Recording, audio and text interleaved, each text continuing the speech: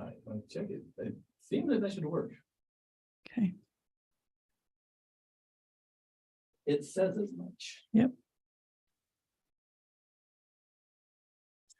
Excellent. It is, you go away for a week and then you forget how to do everything. I think we opened most of our one-on-one live with Coach Blues that same way. We said, are we a little cloudy?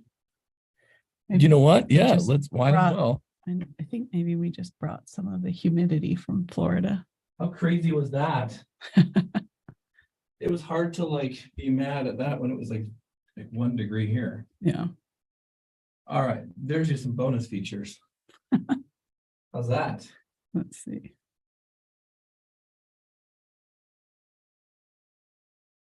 All right, just pretend like that it didn't happen, and we'll keep moving forward. A little cleaner. Awesome. Okay. We're always just a little bit behind. In more ways than one, Marissa. In more ways than one. What a couple of weeks. Hey, everyone, welcome to One-on-One Live with Coach Blu and Athletic Director Marissa. Hello. It's a miracle that we're here because of all of life that's going on. Life doesn't ever seem to just slow down, does it? No, it doesn't. Have you noticed that? I've kind of. Good grief. Welcome. This is our weekly live, call-in show where you can jump on Zoom. You can jump on questions if you have them on Facebook. We'd love to have you interact with us. Or if for some reason, you this came on while you were scrolling while you went to the restroom at work and you can't listen to it all right now, hey, this will be turned into a podcast we'll post later today. So you can always kind of find us on our social media outlets and specifically our Addict to Athlete website, addicttoathlete.org. What's on that thing anyway? Just about everything.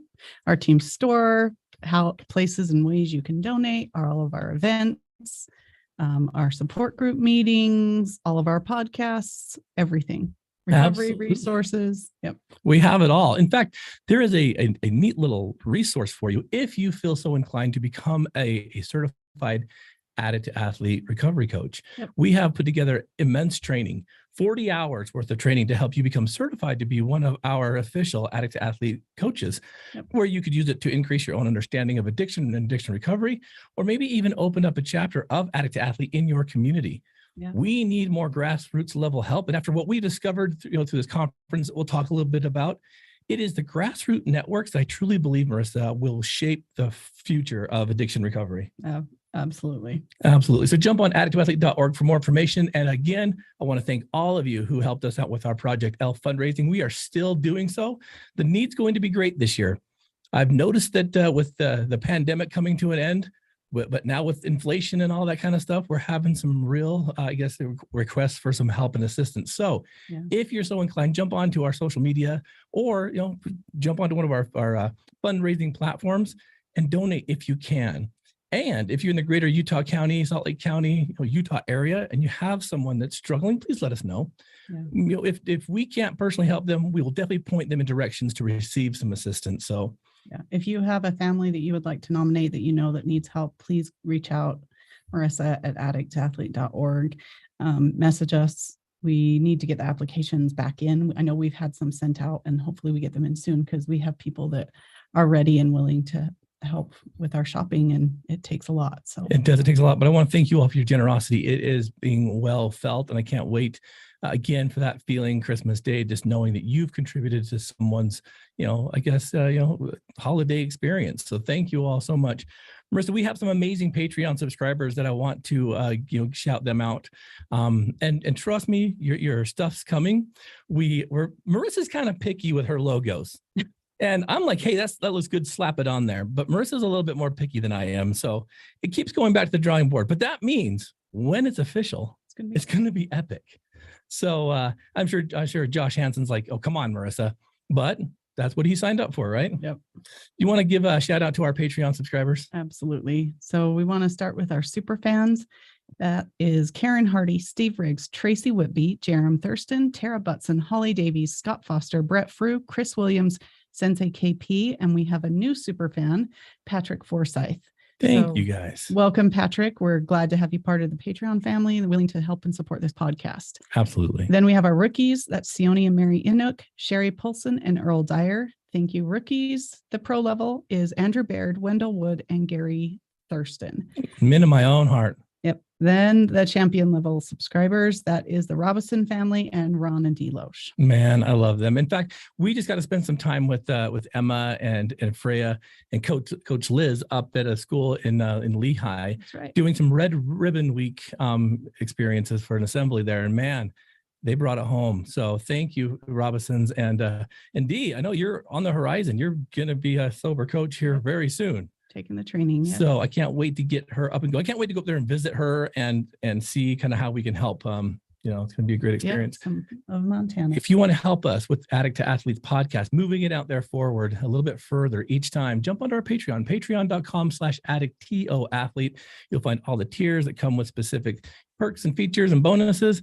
But $2 a month, Marissa, that gets you all of our bonus content, which is, I would say, worth $2 a month. Oh yeah. And it's all the back stuff that we've done. I think we have over 35 backlogged bonus episodes that you are welcome to go and listen to when you become a Patreon.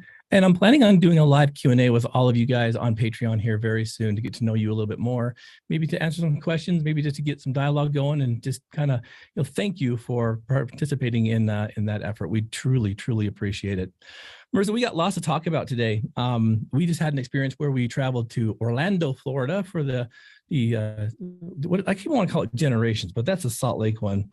It's a global exchange. Mental health and addiction conference. And man, was it packed in a lot of good ways and a lot of interesting ways. Yeah. So this was held on the Disneyland Resort, and it was awesome because we were staying at a hotel that was just right there by it.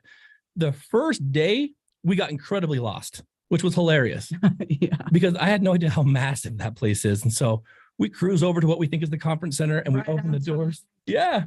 And no one's there. No one's there. We're like, I thought this was the biggest conference in the nation. Big. Why did we not see people? So we're walking around. Marissa found herself in the kitchen at one point. And I'm like, you got to put a hairnet and an apron on if you go back there. But we ended up finding location, and man, was it amazing. Yeah. The first guest speaker that I've heard of, and I've read some of his stuff, and I have just the utmost respect for him, is Dr. Gabor Mate. And Dr. Gabor Mate, he has done so much in the world of understanding how trauma plays a deep role in addiction, and how important it is that we stay focused on the root causes. Now, I love hearing this kind of stuff, Marissa, because years ago, I said, there's two reasons people use. Yeah. One is to just party, just to feel good, just to hang out and experience life. Yeah. But 99% of everyone else who gets caught in it, they do it to cover some kind of pain, some kind of trauma, something that's hurt that manifests and creates this need for escape. And when I'm listening to Dr. Mate talk about all of his research and things that he's understood, the more I'm realizing, man, this is what I truly believe. Addiction's birth comes from something that hurts. Yeah. And it's funny because there was a few others that, contradicted his comments and whatnot. But here's the deal. There's a lot of different approaches, and to each his own. But for me and what I've seen, grassroots level, boots on the ground, it's trauma. Yeah. You took away a lot of stuff from Dr. Mate. What kind of stood out to you? Now, we did a podcast on this while we were there. Yeah. It was horrible. Like the audio was garbage. It was an afterthought just because we felt so passionate. And maybe we'll put that out on the Patreon as a bonus episode one day. Yeah. Maybe I can clean the audio up. But what did you gather from Dr. Mate, just really kind of getting into that mindset of like, it comes from something that hurts? What I loved about him is he's an MD. He is a physical doctor. He's not a psychiatrist. And I have followed him for a while, and I didn't know that. I assumed he had been working in the field of addiction for a long time. Yeah. Most of his history is in family medicine. And I just love that he has looked at it as a more of a holistic view rather than let's just look at the physical issues and how do we fix that. But he's looked at it as this is all encompassing in issues that we have in our life. He started with some of the basic questions of, how many of you guys have been to the doctor in the last, I think he said 3 years or something, and your doctor, just general medical provider has asked you, what is your stress level? What is your relationship with your significant other, or spouse, or family? And he said those are some of the most key factors to knowing and understanding somebody's physical, emotional, and mental health. Yeah. It's all of it. It's all tied together. And, we've discussed a lot, and we have Deeply. a past podcast on ACEs, the adverse childhood experiences. And that is one of the longest going studies on people's overall health from, childhood trauma, pretty much, in growing up, and what it predicts in people's future health and physical body and health. And he discusses a lot of that, and it was pretty phenomenal. So Gabriel Mate also talks about trauma-informed care, which, again, when I heard about trauma-informed care about 10, 15 years ago, Kind of the new term. yeah, it was kind of interesting because although I understood this, I thought, well, there's got to be more to it than just that. But there's not. It is so centrally focused on these kind of things. And the cool thing about this is trauma-informed care. You've been doing it forever. Yeah. You just didn't realize that's what it was called. And that's kind of the term they've coined, and it is important. But I think you've always done it naturally. For sure. Just because, again, if my own understanding of addiction is it comes and it was born from trauma, of course. But the neat thing is that it shifts care from the focus of, what's wrong with you to what happened to you. Yeah. Now, here's the deal. This is why it's hard for us men to be real connected with this because, and I tease a lot, and I'm like, Adam Carolla talks about in 50 years, well, we're going to all be chicks, because we're all kind of like, feeling all these deeper emotions. We're all doing these things. I was raised by a single mother and two sisters. And so I took very, detailed mental notes about how men treated them. Mm-hmm. And it was a trauma-based experience. I mean, even at the hands of me, experiencing abuse from some stepfathers and those. And so as I look at this, I start thinking, there's so much more to this. But us men, we have a hard time connecting that because we don't want to seem weak. We don't want to seem as though we are not supermen. And I think trauma-informed care really emphasizes the fact that, guys, you struggle and hurt just as deep as your female counterparts. The problem is that we stuff it. So it's interesting. I remember when I was in my graduate class, Marissa, they were talking about where do we store this stuff? And it's all stored in your body. If you've ever done EMDR therapy, you know that the therapist will frequently ask, where do you feel this in your body? Mm-hmm. And it moves, it changes. You can feel it in your heart. Like right now, I can feel this in my heart because I'm passionate about it and I'm loving what we're talking about.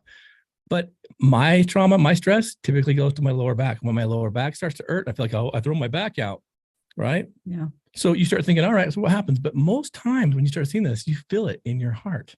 Why do you think so many people have heart attacks? They truly start peeling back the layers. It could be diet, it could be all these other things, but the central cause, it's a broken heart. Something hurts. Something doesn't feel right. And so what do? We push it away. We push it away. We have signs and warning things. We push it away. We push it away.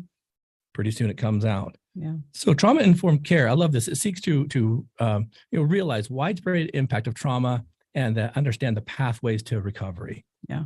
Which is huge. And so Gabriel Mate was really, I think, influential on me, just kind of reiterating and solidifying what we know about trauma.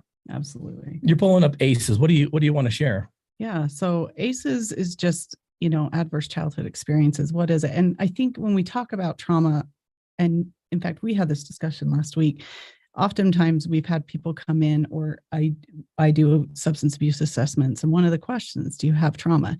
And so often people say, no, not at all. Yeah. And I'm thinking, okay, well, if their addiction is at this level, there's something. And so as I ask more, deeper questions and trying to get at it, people go, oh, well, this happened, but that's not a big deal. Often that term, it's not a big deal, is because they're comparing their trauma to maybe somebody else's. Hey, well, I haven't been sexually molested by a family member, so it's So me being ridiculed yeah. over bad score on a test, or because I was obese as a child, that shouldn't be a big deal. Yeah. Or parents, only loving you conditionally, like only when you did good things, and that parents were totally involved and came to every single soccer game, but yeah, how did they react when you didn't get that home run? How did they react? And all of a sudden they're like, well, yeah, but there's no but. Trauma is trauma depending on the person that's experiencing it and how that affects them.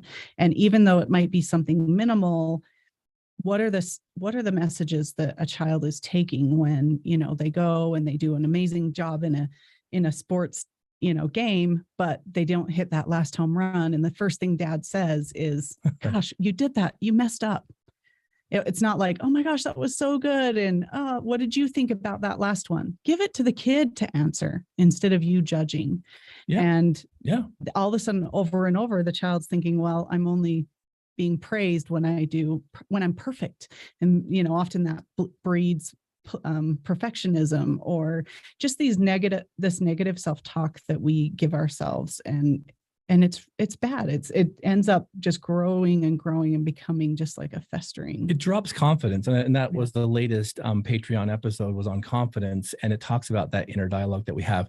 When we continue to have these experiences, these traumatic experiences, it does dumb down our inner dialogue, and we begin to believe what we are interpreting, so it's like, yeah. And you say that eloquently, because I had a friend once, I went to his little, little league game when we were, young. And of course I wasn't playing because it cost money and brought joy. So it was too expensive for the Robinson family, but I went and watched my buddy play, and he did great. In fact, he did something, I can't remember, it was so long ago, but he did something that let the team come ahead, and they actually won the game. And when his dad was like, all the players came out, they're like, yeah, you did great. As I was riding home, I was watching, and I still have this mental picture. I'm watching his dad drive and my friend in the front seat. And I'm like, man, that was really cool. Like, I wasn't expecting that. And his dad says, yeah, but tell me about that error on third base. And I watched my friend kind of like slump his shoulders. Like, he went from being all like, yes, up until that. Now you may say, well, that was because his father's trying to make him better. He's trying to shape him into that mindset of like, you're better than this, and you can be even more better than that if you watch those errors. And it reminded me of what Dr. Mate said about a certain person when she was interviewing. And I screwed this up on the live podcast, the other podcast. So you tell the story about, we don't show weakness in the family. Yeah. So a girl was outside playing. She was hurt. Something happened. Somebody said something. She came inside crying, and mom was like, "What's wrong?" And it's like, well, we're a house of courage. Like, I need you to show courage and be courageous. Suck it up. Like, suck it up and get back out there, which is, think, oh, that's a good, hopeful thing. Yeah, that's nice. But the girl was only like 4 years old in the story he's telling.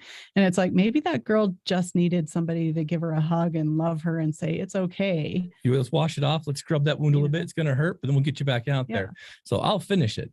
So it was interesting because he said, no, again, no politics. Yeah, election day was yesterday. We're moving on. But he said that little girl ended up being Hillary Clinton. And if you remember when she was trying to run for president in 2000, she suffered some heavy health issues, some pneumonia and those kind of things. And no one knew it until she near dropped dead. And the reason why is she learned at a very young age, we show courage, we show up, we don't talk about weaknesses, which ultimately destroyed her to a certain degree. So you think about those learned behaviors so early and how you can suppress that into adultism, right? Yeah. And I think it's one of the most amazing things, because there was stuff that I entered our marriage with that I was completely dead wrong about. And so I think about these kind of things, and it makes your eyes open just a little bit wider.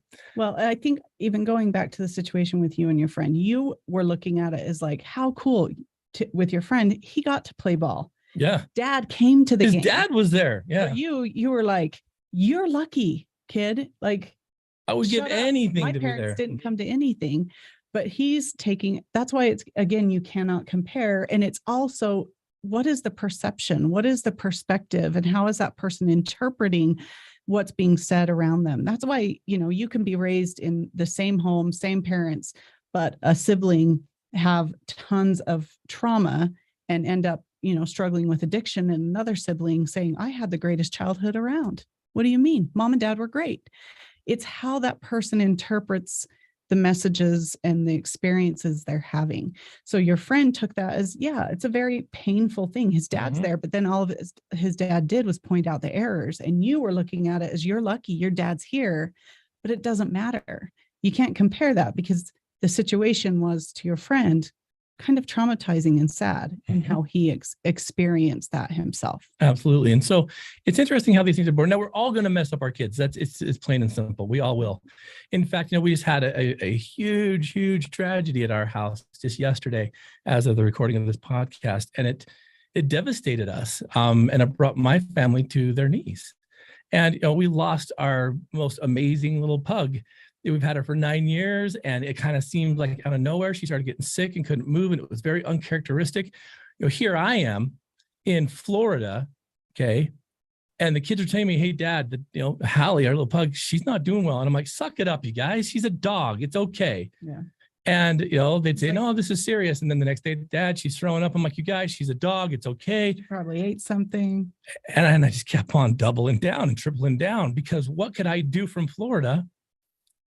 But really, it was because I was scared to death, because here's our kids having to deal with this without a lot of resources, without understanding of how to get the dog to the vet or all these things. And my path was to just shut them down. And so we get home on Sunday night, and we've been up all day traveling and all kinds of stuff. And we get home, and the dog's not doing well at all. And I can see it. Get out of her bed. She couldn't, and that is very uncharacteristic. And immediately, I kept it going. I kept saying, she's a dog. She'll be fine. Just leave her alone, you guys. Give her some water. It's like, Dad, she's not eating. She's not drinking. And so then I'm like, all right, we will take her to the vet, And so Marissa drives over to Orem. And of course, everyone's there. Yeah. For some reason, everyone's dog was having problems Sunday night. And so we get back, and we're like, I called like 4 other emergency vets that were all booked out, and 6-hour wait, or sorry, we're at max capacity, you need to call someone else. And what do I do? And so here I am, like, upset, because now, not only is this going to be a financial burden, but it's going to be an emotional burden. And to be honest with you, listeners, that's where the real pain was coming from. I was trying to take the stoic route, when what I really needed to be is an emotional father to the kids and to the dog. So we come back, my daughter Brooklyn and I, we decided to take the dog all the way up to Salt Lake, which is, another 45-minute drive, which means we're going back up there. It's like traveling all day, fatigue, all this kind of stuff. We go up there, and even the vet was like, we can't really tell what's going on. These are some of the things that aren't happening. Long story short, listeners, she ended up passing away yesterday with Marissa and my daughter. And I was heartbroken, because my daughter Brooklyn said something to me while we were up there in the middle of the night. And she said, Boston doesn't think you're taking this seriously. And like, here I am in the middle of the night with this dog, and I'm ready to fork out all this money. And she was absolutely right. So I need to have a little conversation with my little guy and tell him about how I have to suck it up and apologize again, because I added to his trauma, because he was super close to this dog. Yeah, he would know. He knew everything she did. She would sleep in his room every night. And so he would be able to sense and tell if something's going wrong. And he was watching her and saying, Mom, no, she's going out to the bathroom. And I watched her, and she's straining, and nothing's coming out, and what's going on. And we were just like, oh, whatever. You don't see her all the time. And, you're just over it, move on. But that wasn't the case. As I showed Brooklyn the bill for $400, I'm like, we're taking it serious. And again, that's not what they were asking. And so I just kept making mistake after mistake after mistake. And I've been thinking about it a lot. I'm like, where did I learn that? That's coming from somewhere, because that's not me. And I remember, again, and this is no knock to anyone, but I remember Marissa's, telling me about her dad, Gary, the love of my heart, this guy, how he would always kind of keep that up with their dogs. Like, oh, I can't stand that dog. And so I just adopted that. But I know that Gary loved his dogs. Yeah. So much so that I remember when you had to put old Puff down, he was the one that did it, and it broke him. Yeah. So why vicariously was I taking that approach? Because that's what I thought you did. I thought that's what dads do. But like Gary now and me now, like, that stuff hurts. So we had to, she passed away. We buried her yesterday. And again, trauma. Here I am. I'm thinking, I dug this hole. We put her in the box, and I had my son Boston put her in the ground. I'm thinking, I didn't even ask him if he wanted to do that. I didn't ask him. Here I am thinking it'll be good for him. It'll be like one of these things about the closure and letting it go. But I didn't ask him. I just kind of had him do it. Yeah. Now, some of you out there may be thinking, this is the dog, right? But it's not. It's a family member. And so I look at this kind of stuff, and I'm like, okay, so how do we repair this? Because unbeknownst to me, up until we have a time to breathe, I've created a lot of vicarious trauma with my family. And it wasn't the kind that was maliciously intended. It wasn't the kind that was, grow up and, knock off your tears. It was my own anxieties and fears. That was even me, Sunday night when we got home from the first doctor, I took the boys with me and, everything was booked out. And I was just like, I just switched this frustration to, hey guys, you need to shower. You need to get to bed. I need you doing this. You're not doing that. Instead of, hey, this dog's hurting and in pain and they want to know she's okay. Like they're going to be able to just go and lay down and go to sleep well. Yeah. And I'm worried about, hey, brush your teeth. You guys have school in the morning. And later I, sent them messages too and said, I'm really sorry. I'm scared. Mm-hmm. I'm sad. Yeah. And I was able to have those same conversations, but I still feel like there's some stuff that I need to repair, and again, it may not even be for them. They could completely have moved on from that, but I haven't. I know that I was wrong. And I've talked about this in the past, listeners. And it's one of the most amazing things when you can humble yourself enough to literally apologize to your children. You've arrived at a place that not many people will ever go. And what I mean by that is, can you imagine standing up to someone much taller than you, with much more authority than you, that has the potential to really put down some consequence on you and tell you and call you out? It's kind of an amazing thing. And so by me going down and saying, guys, we need to have a little conversation here and I need to apologize. That comes with a promise that although I can't guarantee that it won't happen again, that I give them a promise that I'll be aware of it and I'll make the amends.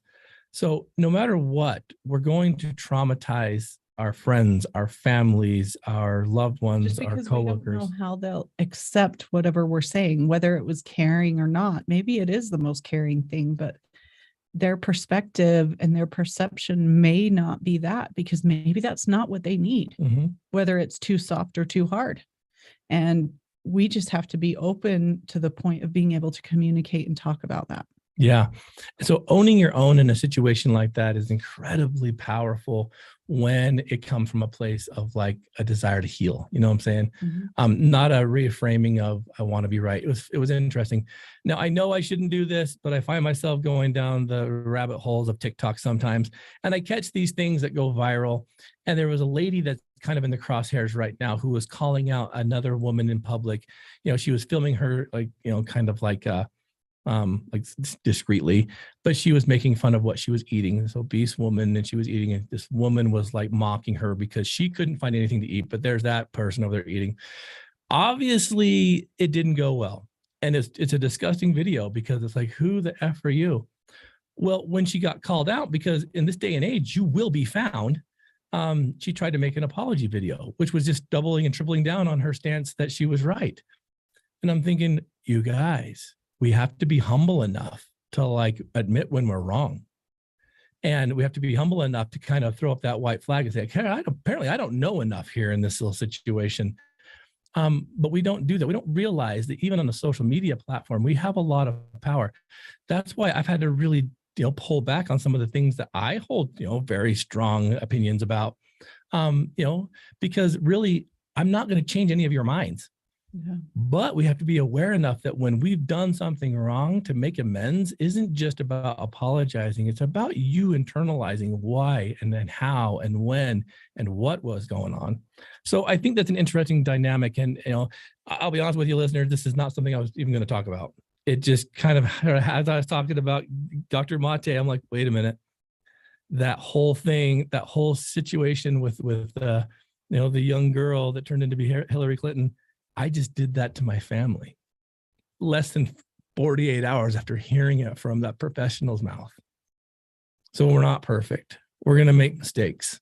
And the cool thing about that is we have more successes than we do mistakes. So when mistakes happen, they can easily be healed from. Yeah. What do you think? Well, and it's just being able to apologize and talk about it. And, for me, some of my conversation with Boston even today was, we have to be able to explain and express how we're feeling to people. And that's hard, but for us to be able to have our needs met, we've got to be able to somehow verbalize what we need. And as kids, they don't always know what they need or what's going on or why they're feeling unsettled or upset, but trying to give them words or, say, well, can I come up with some ideas and you tell me if this is accurate or not, or is a great way to start getting that conversation going. Absolutely. Because if you don't listen to them right now, and we've talked about this in other podcasts too, but it's been a while. One of the things that I've always noticed about parenting that I never got was when you see a kid that's like, Dad, watch this. And they do this funny little jump and you're like, hey, great. And you go back to talking to the adults and they're, Dad, watch this. And you look over and it's the same thing. You're like, fantastic. Go back to talking to your friends, right? Dad, watch this. And it's easy to say, not right now, take off, go away. Mm-hmm. You keep doing that over and over and over again. Pretty soon that kid's going to stop asking you to watch. And when that young kid grows up to be an interesting teenager, and is going through some serious stuff, they're going to know you're not watching because you didn't do it back then. And you're going to wonder why the relationships hurt so bad. So although it's a struggle, we talk about parenting out of your inconvenience, recovering out of your inconvenience, serving out of your inconvenience, Dr. Paul. Yeah. And I really do think that's a key to a functional family. And so although it wasn't the most appropriate time for us to have that experience, we had to give it our full attention. Mm-hmm. So, that being said, the weekend that we had was interesting. And we went from this conference where we gathered a lot of information about what's going on in the world of addiction recovery, hearing a lot of different subsets and people's opinions and thoughts. We found a few that we're going to bring on the podcast that I think will benefit you, the listeners, quite profoundly, I would say. But more so, Marissa, there was a contrast. Now, I don't want to get too deep into it because this was the last podcast I just released, but I want to make one what do you say, like amendment? What do they call that? Clarification. So I did a podcast on Monday, released it called Disney on the Rocks, which was our experience at Disney World's Epcot, and subsequently the Animal Kingdom, not as bad. But the sheer amount of alcohol that was being consumed by these adults was blowing me away. Yeah. Go back and listen to Disney on the Rocks. You get the full story. But there was one part in there where I'd read some stories about Disney attempting to legislate a age change to have legal alcohol consumption for 18-year-olds. That was a Snoop discovery that was absolutely wrong. That was a video that someone put out there that news media ran with, and they haven't done their amendments yet. And so once we did a little bit more deep diving, we found out that wasn't true. Yeah. Which is interesting because I can't even imagine like that being even something that would be, I don't know, considered. But nonetheless, I want to make that sure. Is how many people believed it. We did even too, because of what's been happening with some of the policy changes with being able to drink and consume alcohol in Disneyland. And that's what's sad to me, is that years and years ago, if that ever came out, people would be like, no, there's no way. There's no way. That's not true. But so many people believed it. It went viral on TikTok. It went viral everywhere because they've changed so much in what the philosophy and mission of Disney is that makes me sad. Yeah. That's not really questionable if they're asking that. But what was true is that they have this thing at Epcot. And right now it's kind of an exception because they call it the Wine and Dine Festival. Is that what it is? Or it's like Food and Wine Festival, and there's a Wine and Dine Festival. And again, to each their own. If that's part of your lifestyle, fine. That's totally cool with me. I could, I'm not going to dictate what you guys are doing. But the crazy thing about it is that there's this thing they do called drinking around the world, which is, trying to sample alcoholic beverages from each entity that they have in the park. And they're all, if you have never been to Epcot, it's kind of like a world tour. So you have like England and Japan and China and all of these, these cultures. But if you were to complete that and only do the drinking around the world challenge, you'd be consuming 11 drinks. Now for men. Well, and it's 11 drinks within 8, 9, 10 hours. Yeah. So it's pretty quick. So if you're a man, if you consume more than 8 alcoholic drinks in one occasion, meaning like a day like that, that's considered a binge drinker. For women, it's 4. So I kind of have all of a heartburn when Disney starts promoting this drinking around the world. I know they do it tongue in cheek. They used to give you a passport where you'd get a stamp for each one, but that looked a little weird, I think, publicly. But if you do that, that means each time you do that, you're contributing to binge drinking. And the thing that I was bothered with was how it was still very much geared toward children, and maybe even the inner child of the adult, but geared toward children with attractions and rides and characters, right? Yeah, characters that come out. But we saw a lot of kids that were kind of like, trapped in their cars, in their strollers or car seats. And I'm like, this is Are they interesting. enjoying it? So, it was interesting because we were blindsided by it, but I wanted to make that clarification that wasn't the case once we did a little bit more research, because it was so bizarre. Marissa's like, I'm going to look into that deeper. Like, where's this coming from? To maybe even get involved if we had to. Yeah. And it ended up being a farce. So here's the deal with this kind of stuff. Like, we live in a world now where, like Marissa said, anything's possible. We've had so many changes in policies and all kinds of stuff that we got to make sure that we're doing our own research on these kind of things as well, because it's easy to get sidetracked and kind of buy into the lie, so to speak. And it's sad that we live in a world by which we would even think that would be possible, because I read a news article that Walt Disney, I guess, contributed to in 1956, I believe. And it was the Saturday Morning Post. And when the reporter was inquiring him about, why are you doing this park? It seems kind of like geared toward children's. And he's like, it is. It's 100% is. And he went on to say that in no way, shape, or form would he ever allow alcohol in his park, because it attracts and brings people that they don't want there. And you can be offended by that, but you can also understand that it's not geared towards you. It's geared towards children. Well, and again, it's not about not bringing people into the park that are there. It's not bringing the negative behaviors that go along with the drinking. Walt said, I do not want those people here, which is interesting. You couldn't say that in 2022, 2023. It wouldn't fly. But it's the behaviors that cause the problems. It's at 100% the behaviors, because he said that. He even went out as far as to say that, because that emphasis, that stuff brings people that would do children harm. Mm-hmm. And it was so interesting to me that following his death, that the powers that be were like, well, that one's the first one out, which is interesting. Is that considered growth? Is that considered, like I don't know.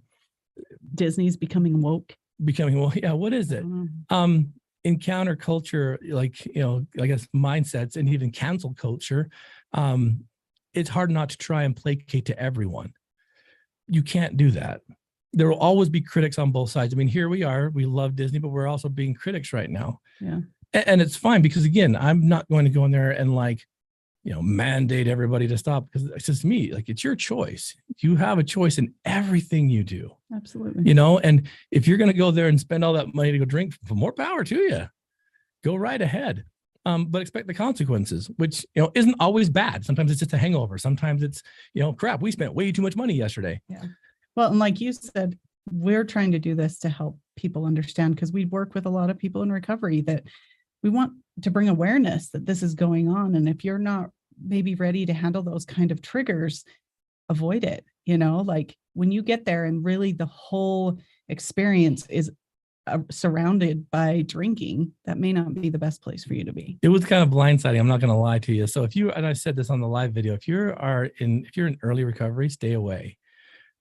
Because I can imagine spending as much money as you do to get in there, only to realize it's a very like unsafe environment. Does that make sense? Well, and I don't think you'd stay because of how much money you spent. Yeah. And I don't think you even brought it up on the podcast, but we left early because of what had happened. It started getting nuts. And we spent a lot of money on those tickets. And again, there were things that I would have liked to see or go through, but it was getting crazy. The environment was just not what we were signed up for. It wasn't conducive to what we were doing. And it wasn't, again, it's not because we're like, and I know you made fun of me saying this, we're not pearl clutchers, like, oh dear me. It was just like, it was getting a little rowdy. It was getting a little loud. It was getting a little bit obnoxious.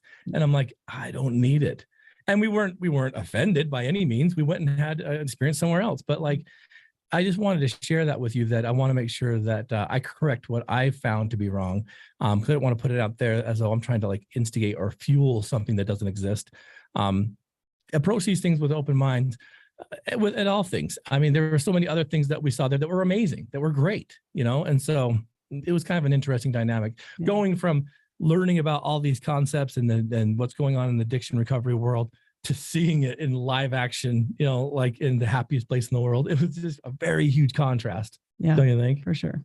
It was interesting. But, listeners, this is one of those things that I really, truly believe in my heart of hearts that, we should be able to approach with open minds and open hearts. Again, you have a choice in everything you do. And one of the great, I think, misnomers is that you don't have a choice. That's not true. You always have a choice. You have a choice to look at it to be something bad or be something good. So we weren't in there like, whoa, this crowd, this is getting bad. But how did we know it's bad? Right. I mean, we learned a lot there. Yeah. Plus we had some good conversations and we met some people. So there's so many different aspects to this. You have a choice in everything you do. Yeah. That's the number one pivot point in the victim mentality, is that you believe you have no choice. But that's, Viktor Frankl's The Last Great Freedom that you can take is the power to choose, and to choose your attitude in any given situation. 100%. If we leave you with anything today, it's just that mindset that you remain open and teachable, that you remain humble, and you remain, I guess, available, not just to hearing new ideas, but I mean, because they're still promoting real heavily 12-step theory, and I know that that's helped a ton of people, but it's not my philosophy. It's not the direction I would go. But it's also interesting because it's such a staple that people have a hard time seeing other approaches. So keep an open mind. That's, again, we do have an approach that there are multiple pathways to recovery in addict to athlete, and that means that 100% abstinence isn't always the right way. So we do not promote like 100% abstinence here or there. Take it or leave it. This is all there is. And so, yeah, are people allowed to drink? Absolutely. But that's what we're saying, is some people have a hard time managing that on their own and being able to like keep it under safe situations and being able to do it in moderation or safely. And that's what we saw was, kind of struggling at Epcot. And so it's just being aware of yourself and having the self-awareness of, I can handle this and I'm good. And this is what I like and what I need. Great. Or, hey, I can't, and being able to set your boundaries yourself. So, I know we're kind of running out of time, but I want to share this because I bumped into this article that one of our guests, Tim Harrington, posted on his LinkedIn page. And I stink at these, Marissa. How do I find his own post? Because he posted this thing yesterday, and it was a link to an Apple News story that I went and read about MAT, medicated assisted therapy, and why it's still looked down on for so many people when it flipping works for a lot of people. Works for a lot. And it's kind of an interesting, article when it starts talking about how people still have struggles understanding that this is a method of recovery. And so many people want to say abstinence only. That's not always going to work. Would we love it? Yeah, absolutely. But even Dr. Mate was talking about this too. He's like, when we hyper focus on addiction being a disease, why are there so many people that are locked up? Because you'd never lock up someone that has cancer, or the favorite when people try to recognize it and analyze it to be like diabetes. Can you imagine going to jail because you slipped on your diabetes? So if it's a disease, why are we punishing the patients? Yeah. If it's a choice, how come we're not giving them more? Does that make sense? And so he talked about this. Yeah, this is it. Harm reduction is being demonized by conservative media by attacking lawmakers. And this is what it actually looks like. No, it talks very deeply about misunderstanding. And, even with my Agents of Recovery podcast with Brock and Max, we have a debate about, should we be giving clean needles to people? Should we be giving, these things? And yes, we absolutely should. Because you never know when that's going to be their next, chance for help. Yeah. But we don't like it. We don't like the look of it. We don't like the feel of it. Because people think, oh, that's just encouraging use. Maybe, but they will not be able to make any other choice if they're dead. Yeah. So it's like this. We made a choice while we were at Epcot, right? It was, all right, well, we've had our fill. We're moving on. I wasn't scolding people. I wasn't, doing all that kind of stuff. It's like, if that's their choice, that's their choice. I'm not going to stop them. I'm going to remain neutral to the point where, I want to be available when they're ready. And so it's the same kind of thing. People are having a hard time wrapping their heads around this. And it boils down, you guys, be careful with media. Obviously, we can get duped into thinking Disney was trying to drop the age limit for drinking from 21 to 18. You should know that I haven't heard anyone's kids getting packets of rainbow fentanyl for Halloween. Although that was media blitz to us. Yeah. Now, what happens when we point the finger so much, but we do nothing but advocate for it, is that we become numb to it. Yeah. Does that make sense? Yeah. And so realistically, open your heart and mind into the different pathways. And just because it doesn't work for you or didn't work for you doesn't mean it won't work for someone else. Yeah. So I look at these kind of things that we're doing, and that's why I loved, this was the first conference I've been to where there were multiple paths to people's recovery using physical agility and health as a mechanism of change. Mm-hmm. And I'm like, it's great. Now it's funny, and I love it because we've been doing this for a long time, but we weren't even the first to do this. There's other programs that have been doing it for years, but it's funny because everyone's got a different path.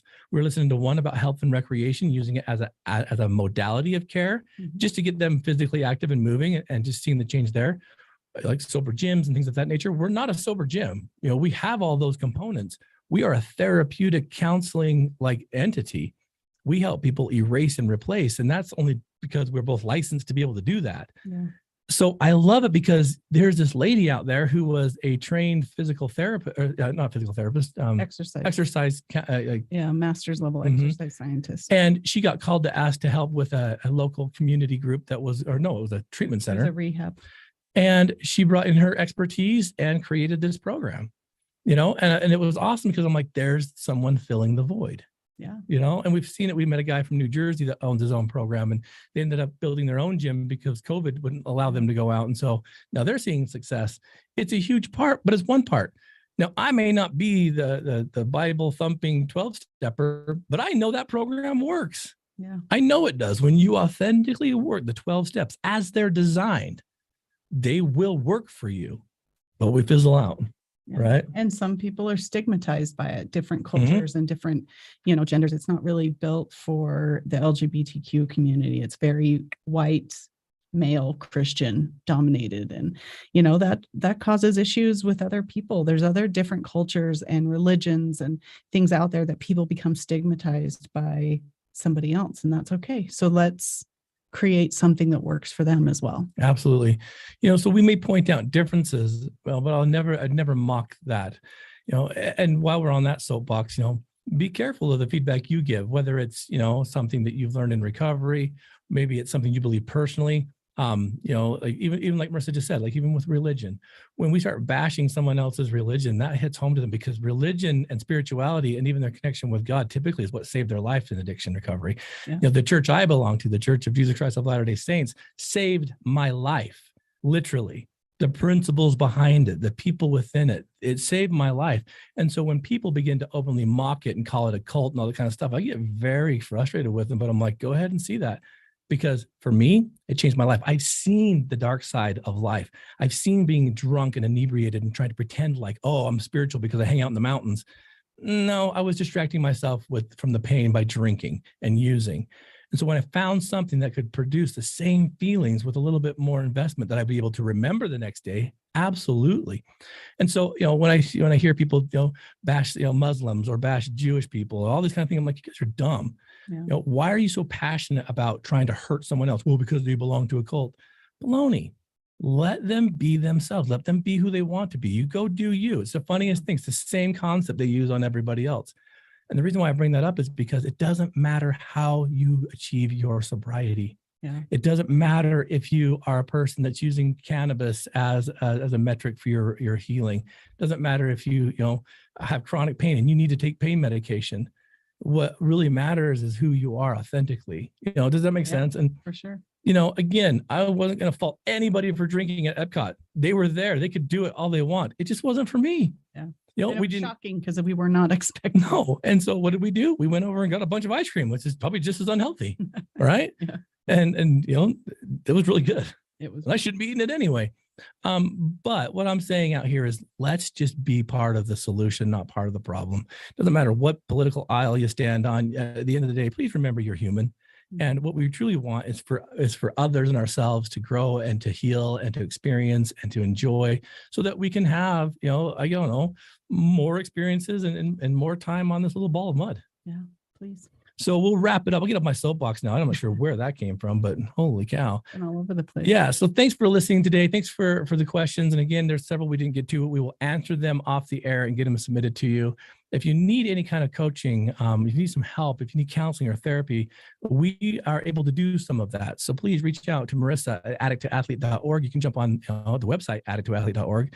If you need to schedule an appointment, if you want some more information on how to be affiliated with Addict to Athlete, shoot, if you want to talk to one of our recovery coaches, we already have. They're available. So jump on the website. You can connect with any one of them. And again, fundraising is open. Thank you so much for who's contributed already to the Project ELF. I can't wait to show and share with you these experiences. And athletes, absolutely, until next time, we'd love to have you continue to keep your heart and your mind solid to turn your mess into a message. Exit stage left. Yes. Right? We got to get Max back here. I miss that guy. We do.